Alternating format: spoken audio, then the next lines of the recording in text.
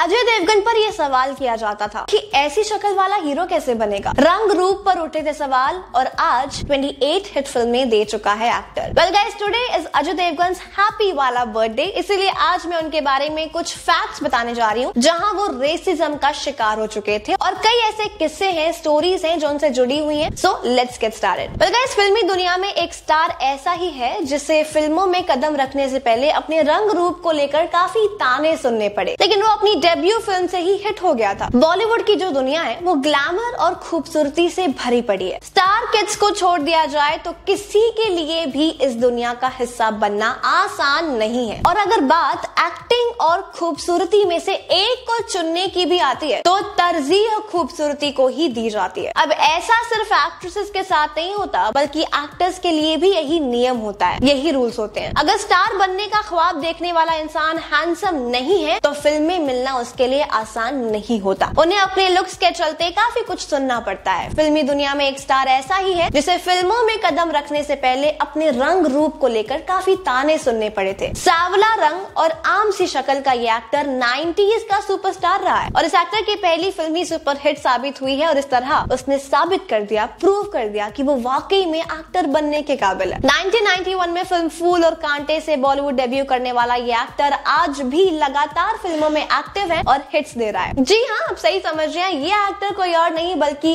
अजय देवगन है, जिन्होंने रंग रूप से उठकर अपने टैलेंट के दम पर इंडस्ट्री में अपनी कामयाबी की दास्ताना लिखी है। और फिल्म इंडस्ट्री में कदम रखने से पहले अजय देवगन को अपने सांवलेपन और चेहरे की वजह से काफी मुश्किल हुई है। और आपको बता दें कि इस बात का जो खुलासा है वो टीवी शो आपकी अदालत में हुआ था, जब शो के होस्ट रजत शर्मा ने इस पर एक्टर के साथ चर्चा की। रजत शर्मा ने अजय से कहा कि मैंने महेश भट्ट का एक आर्टिकल पढ़ा था, उसमें उन्होंने लिखा था कि जब आप फिल्म इंडस्ट्री में आए थे और आपने कदम भी नहीं रखा था, उससे पहले जो ट्रेड के पंडित हैं उन्होंने कहा था कि ऐसी शक्ल वाला हीरो कैसे बनेगा। इस पर जवाब देते हुए अजय देवगन ने कहा था कि ये मुझे भी बताया था उन्होंने, और ऐसी लोग बात करते थे तब, लेकिन अब जो हो गया तो हो गया, पंडित गलत हो गए। रजत शर्मा ने आगे बताया था कि यश जौहर ने भी कहा था कि अजय कैसे हीरो बन सकते हैं। नसीरुद्दीन शाह ने भी कहा था कि अजय को असिस्ट करने में उनसे गलती हो गई। ऐसे में अजय ने जवाब दिया था कि उन्होंने भी ये सब सुना था, लेकिन मेरे सामने लोग बहुत पॉजिटिव थे जिससे उन्हें लग रहा था कि वो सही काम कर रहे हैं। वेल, अजय देवगन की डेब्यू फिल्म फूल और कांटे के साथ अनिल कपूर और श्रीदेवी की लम्हे भी रिलीज हुई थी। रिलीज से पहले अनिल कपूर ने अजय को सलाह दी थी, एडवाइस दी थी कि लम्हे जैसी बड़ी फिल्म के साथ फूल और कांटे का रिलीज होना उन्हें भारी पड़ सकता है। इस बात को खुद शो में अजय ने कबूला था। हालांकि जब दोनों फिल्में रिलीज हुई तो अजय और मधु की फूल और कांटे सुपरहिट हुई और लम्हे फ्लॉप हो गई। अपने डेब्यू से पहले